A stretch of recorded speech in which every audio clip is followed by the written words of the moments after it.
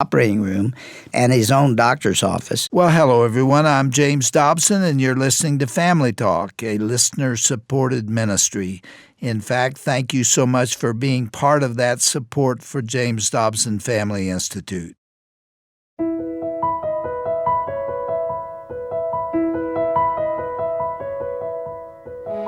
Well, welcome to Family Talk. I'm Roger Marsh, and today's classic program touches on the subject of abortion.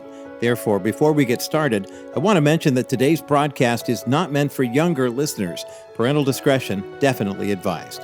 Now, since Roe v. Wade was passed in 1973, more than 63 million babies have been aborted in their mother's wombs. But since the historic overturning of that ruling in June of 2022, more than 30,000 babies' lives have been saved. But the fight is far from over.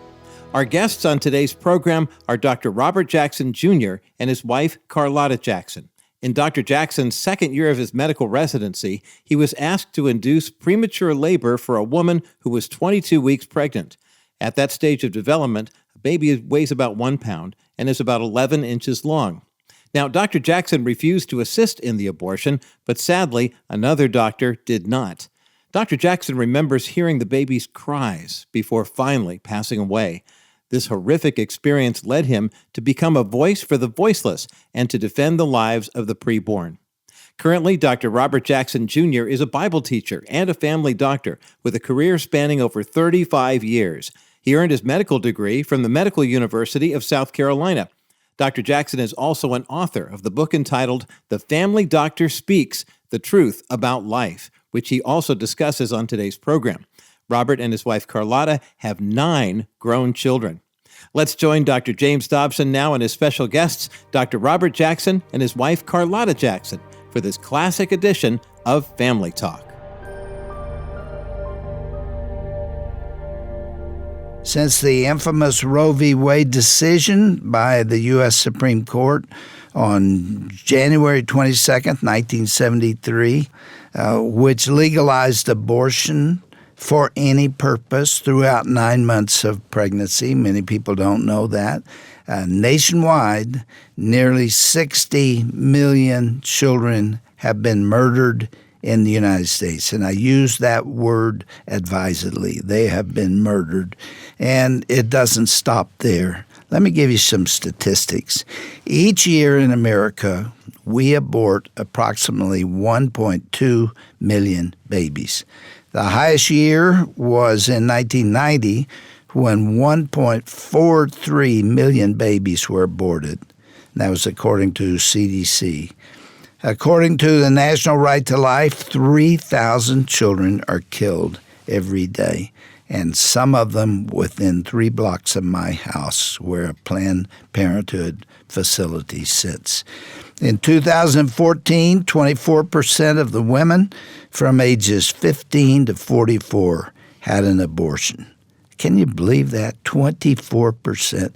And 45.9% of abortions in 2014 were to women who had never married. The U.S. abortion rate is the highest among developed countries. Now, I don't know about you, but those numbers take my breath away.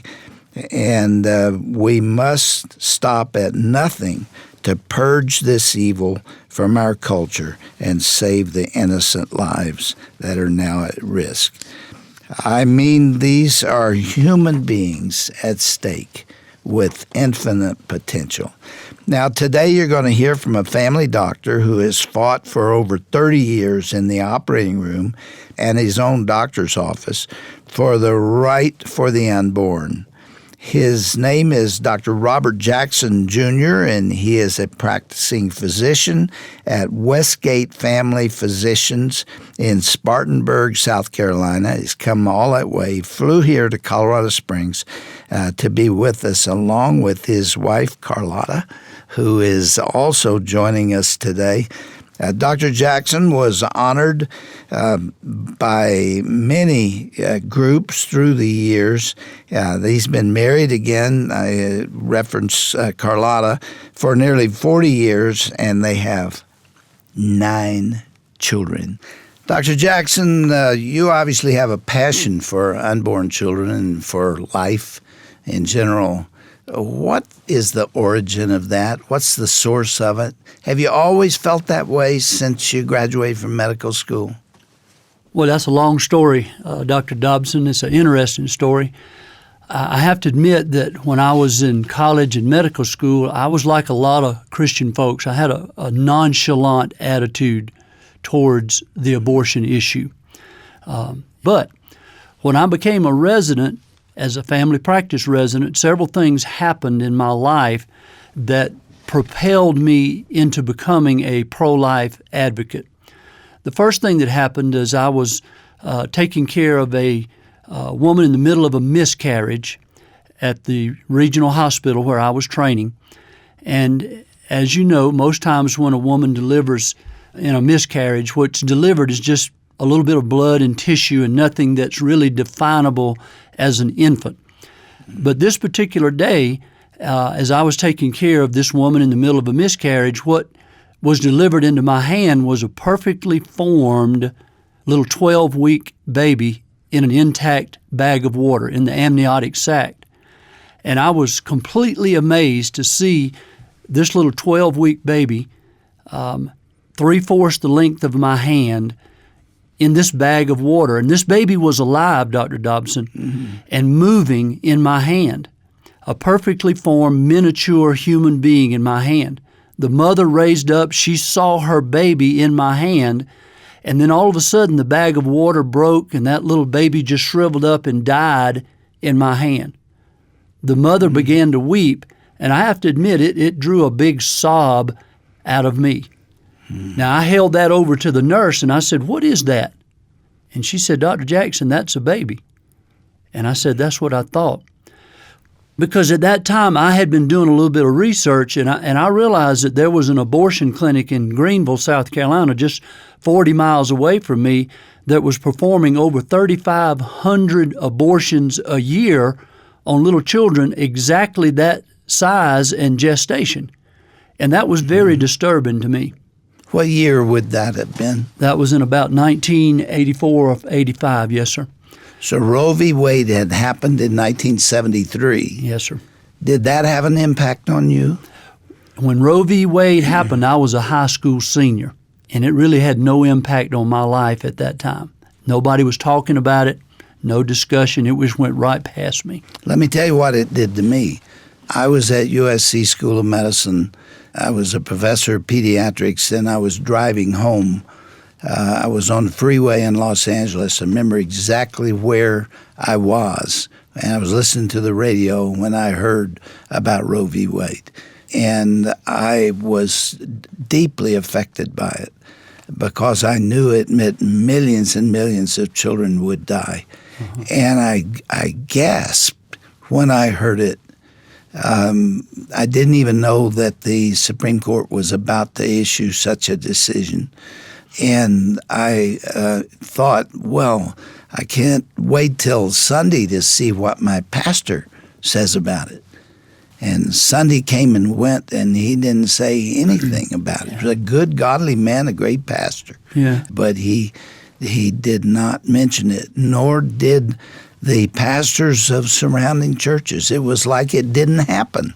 I think it caught the evangelical community flat-footed, and it did so for months and years. Yeah. One of my medical partners' wife was a nurse working in an operating room in Chicago, and she told me that the day after Roe v. Wade passed, that every operating suite in their hospital was booked for abortion procedures for days. They had no other procedures, no gallbladders, no appendectomies, no other procedures except for abortion procedures for days. Let's talk about the book, because that's why you're here. The title of it is The Family Doctor Speaks, The Truth About Life. You talk in this book about the horrors of abortion. Explain for those who don't know what those disturbing aspects are. Well, Dr. Dobson, one of the things that propelled me into pro-life work was when I was in my second year of residency training. a woman came into the hospital who had a child with hydrocephalus, or water on the brain. And the doctors persuaded her that the best thing for her was to have an induced abortion.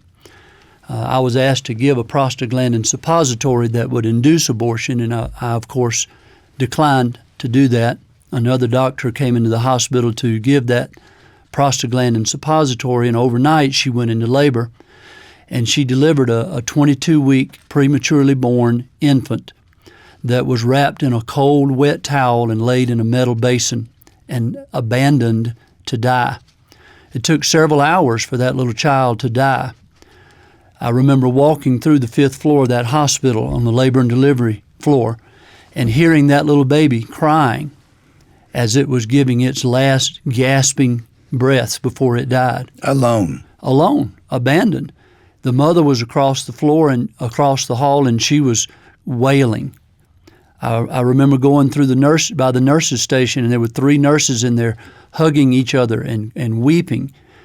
And I was devastated, Dr. Dobson, to see that child aborted, prematurely born, induced by abortion, and abandoned to die. And it broke my heart. And I know that it grieved the great heart of God to see that little baby aborted. And that scenario is played out so many thousands of times every day in the United States of America. And the blood of the unborn children runs in the streets of America. And it's imperative that we, as right-thinking, God-fearing people, wake up and realize what's happening in our country. Yeah. There has just not been the support for life. And for that matter, for families generally. There are lobbyists all over the place for everything you can imagine, down to the possum growers of America. Right. And yet there is not support for the institution of the family. And since 1969, married couples pay higher taxes than those who are living together without benefit of marriage. And that has been all the way from 1969 until George W. Bush stopped it for a short period of time, and then President Obama stepped in and reimposed it, and now it's back. Yeah. Well, when I speak in churches, I tell church folks all the time that our legislators don't see the light until they feel the heat. And it's imperative. Yeah, so ultimately we're voting for those people. That's right. And we have to write our legislators, we have to call them, we have to keep the heat on them and let them know how we feel about this abortion issue. In your book, you talk about the number one reason women get an abortion. What is it? The number one reason is convenience. Most women who obtain abortions in America today is because they simply do not want to be pregnant at that moment. The statistics show that 98% of abortions in America are what we call convenience abortions. Now, there are a lot of reasons why women seek abortions. They don't have a husband, they don't have a boyfriend, they don't have insurance, they may be in the middle of an academic pursuit. There are all manner of reasons.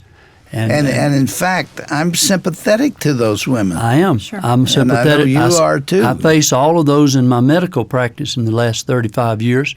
But listen, the bottom line is this, Dr. Dobson. No matter how difficult, no matter how desperate those circumstances are, none of those difficult circumstances justify the killing of an innocent, unborn human being. We must ask ourselves one question: what grows in the mother's womb? Is it a potential human being, or is it a human being with enormous potential? Because you see, if that which grows in the mother's womb is just a potential human being, then an abortion procedure is no different from an appendectomy or removing a gallbladder.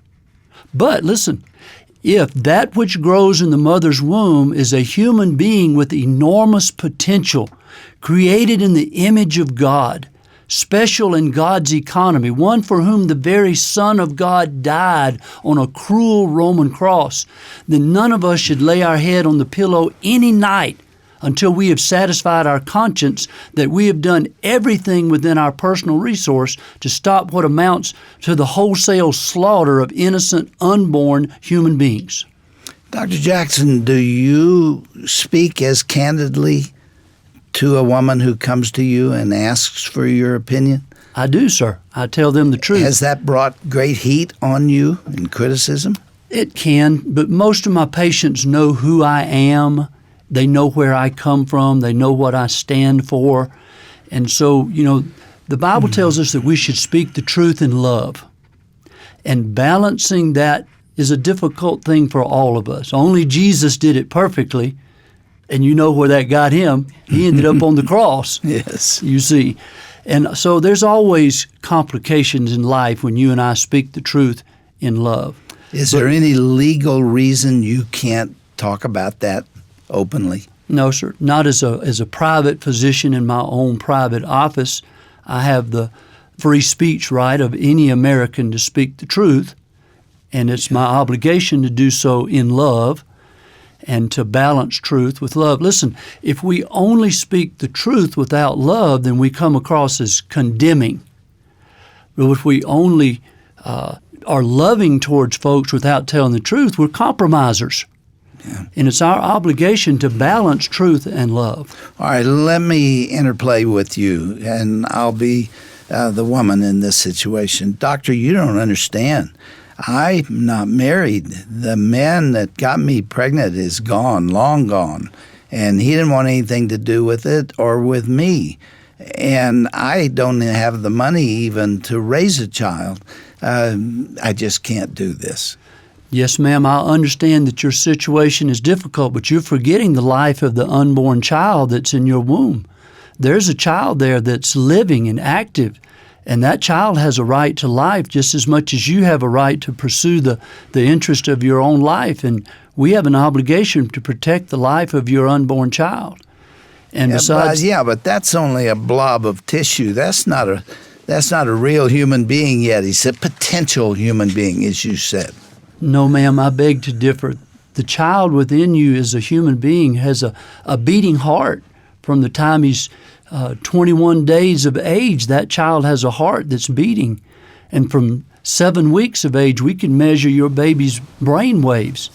And from 10 weeks of age, that baby has his own distinct fingerprints that can be measured that would forever distinguish that child from every other human being that's ever lived on planet Earth. And if you leave that baby alone, one day you'll deliver that child, and he'll be your own precious child to love and care for. And besides that, we'll come alongside of you, and we'll help you to nurture and care for that child. You're not alone in this. Let me ask the really tough question. What about the hard cases? What about rape, incest in the life of the mother? And let's suppose she's in one of those three categories.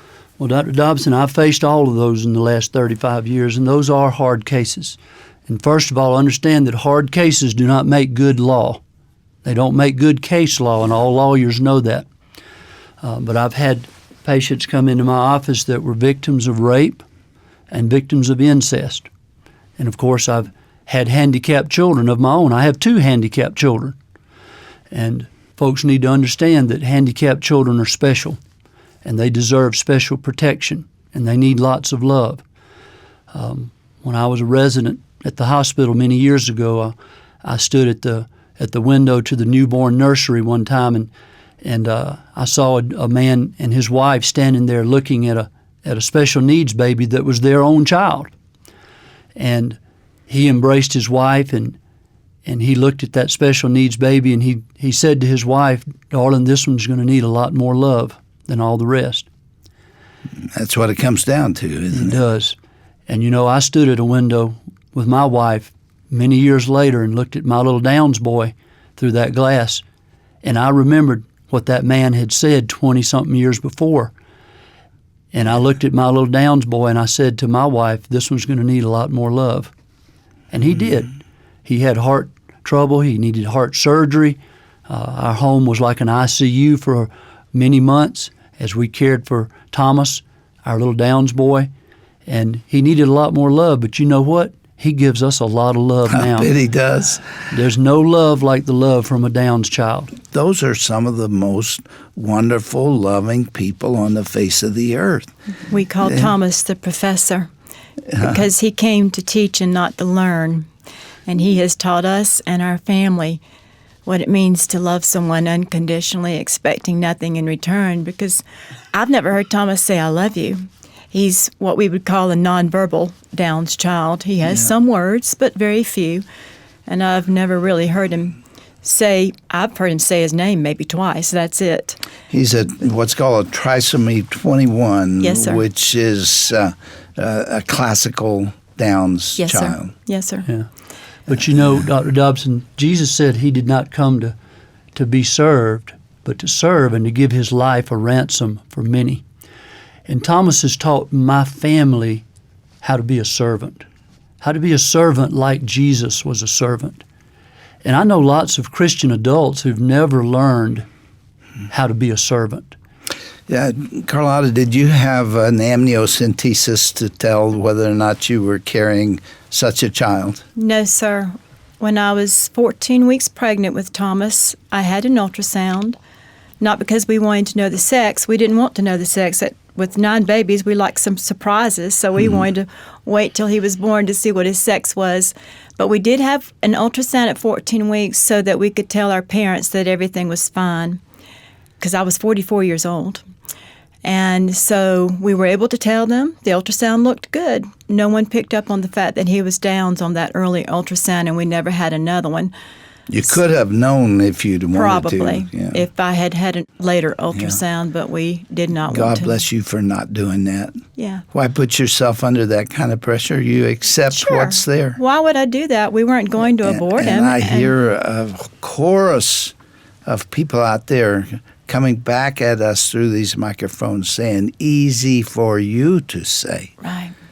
Easy for you to say, accept this disabled child that will never even be able to talk to you. Yeah. And yet you did it. You accepted that God-given decision. He built that child. That's right. Psalm And- 139 tells us he built him in my womb. Yeah. And a wonderful place. But Dr. Dobson, as I was telling you earlier, this was our second special needs child.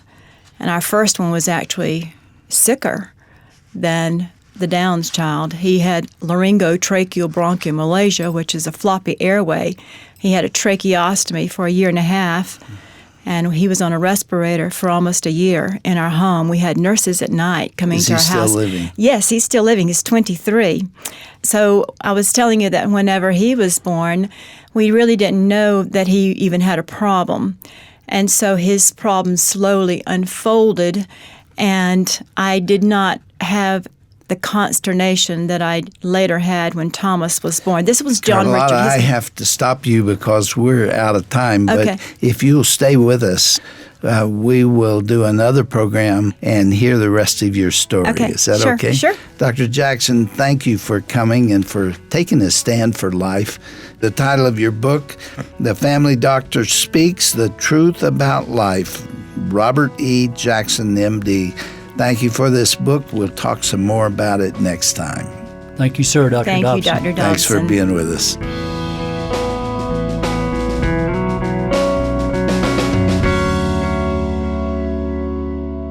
And that was just part one of this powerful conversation featuring Dr. James Dobson and his guests, Dr. Robert Jackson Jr. and his wife, Carlotta Jackson. Now, be sure to join us again tomorrow for the conclusion of this powerful 2-part interview. And if you'd like to learn more about the Jackson Family Ministry or Dr. Jackson's book, The Family Doctor Speaks, The Truth About Life, please visit drjamesdobson.org/Family Talk. Remember, you can also listen to any part of today's broadcast that you might have missed while you're there. So go to drjamesdobson.org/Family Talk. You know, the Christian life can be extremely difficult at times, and often we may never fully understand the tragic circumstances that God allows us to go through. If you're going through one of those situations even right now, and you could use some encouragement to help you through this challenging time, I want to encourage you to sign up for a brand new resource from the Dr. James Dobson Family Institute. It's our free 10-day email series called When God Doesn't Make Sense. Now, each day, for 10 days in a row, you'll be receiving messages from Dr. Dobson that explore the depths of hardship and examine its purpose. Our prayer for you is that after you spend a few moments each day reading Dr. Dobson's wisdom on this subject, you'll be strengthened in your faith as you learn why dark valleys can often bring life's greatest blessing, which is an even closer walk with the Lord.